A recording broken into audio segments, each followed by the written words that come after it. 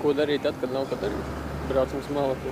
Vēl ir doma doties vēl augstāk kalnos, kur nav sabiedriskā transporta, tikai vietējie Ferrari, Lamborghini, un GMC. Tas nozīmē tikai vienu, būs jābrauc ar stopiem. Izaicinājums liels.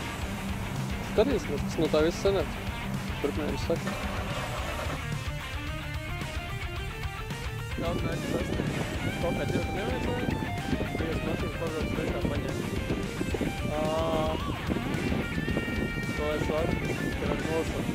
Mēža piltāls, svaigs gaiss, kovārņi. Ai, man nezinu, kas tā kāds ir.